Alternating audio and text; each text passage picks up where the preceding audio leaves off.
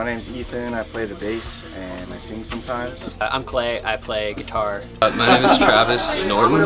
I play guitar and Amelia's best friend and do vocals. What's up? I'm Brandon Price. I play acoustic and sing and Amelia's best friend. Hey, I'm Julian. I'm the second string drummer. Picked this one. Some Neil, of course. Oceanside, countryside. It's really good. It's pretty chill. More chill Neil, more like country Neil. Human Highway might be my favorite. It's chill. I like to put it on while I'm driving. Definitely Neil Young has a big influence on like how I play the guitar. This one has a ton of really good acoustic guitar stuff. And yeah, it's a big inspiration. Alright, we got this Sundance record. It's really good. My boss at work put me on. Dude from Wilco, dude from Uncle Tupelo. Yeah, Jay Farrar on all this. It's really cool, like kind of the early like alternative country stuff. Like a lot of MJ stuff is getting compared to this. So it's kind of cool to go back and listen to like, you know, stuff that kind of started that wave.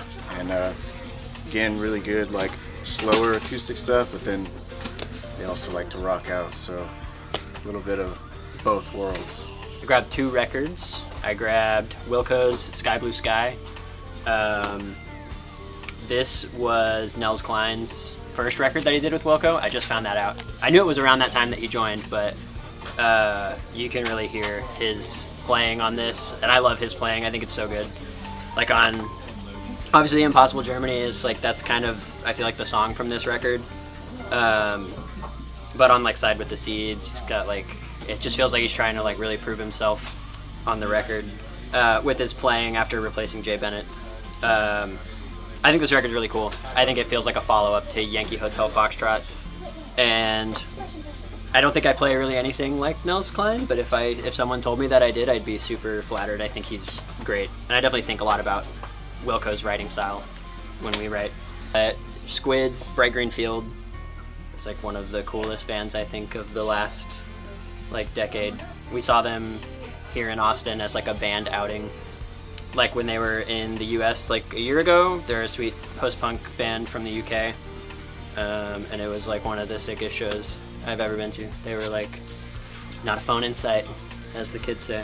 I think the way that they play is super cool. They play very like, they're all I guess like jazz guys, and it's really cool when jazz guys start a punk band because they play like jazz guys, but they're not playing like the Ramones. It's not like super chuggy, it's super funky and weird, and it's just a cool record. Their KEXP that came out around this time this record came out is also really great. So today I picked out, Clay actually picked this out and he's like, yo, check it out, and then I took it from him. Lonesome Crowded West by Modest Mouse. This has been one of my favorite albums for the better part of a decade now. There's a lot of really great lyricism on this from Isaac Brock. Like, he's a genius. Hart Cook's Brain is a great example. Polar Opposites. But there's also stuff on this album I really don't like Shit Luck. That song kind of sucks. I don't like it. But the rest of this album is killer, and it really affected how I play guitar like when I was 16. So I went with that one. My second pick was this Dang Me Roger Miller album. I really found a love for country music over the past like 2 years. Roger Miller is one of the first guys I like really fell in love with. He does a lot of novelty songs, but also like some really cute like serious songs. And I think it'd be really cool if you were my grandpa. My first record I picked is Stardust by Willie Nelson. I actually got this record in Colorado on accident like 10 years ago almost now, and accidentally listened to it, and it was probably my favorite Willie Nelson / still is. And I know not all of the songs are his, but I think it's definitely some of the best country songs that have ever been written. And I think Georgia on My Mind is probably my favorite song. And then something that influenced Amelia a little more, Rat Saw God by Wednesday. Definitely more of like the slowcore country vibe. We actually threw a house show at our old house a few years back, and Wednesday played as like a surprise guest, and I got to hear what song, Chosen to Deserve, like early, and it was really cool. And they've been like one of my favorite bands ever since, and definitely influenced a lot of the writing that we do, I think. So I picked the London Suede demos from one of my favorite records, Suede. They're actually called Suede, but in America we have to call them the London Suede.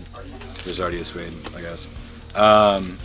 And they kind of like started Britpop as we know it, precursors to Blur and all that. I'm really into that. And then Belle and Sebastian, Dear Catastrophe Waitress. Love this one.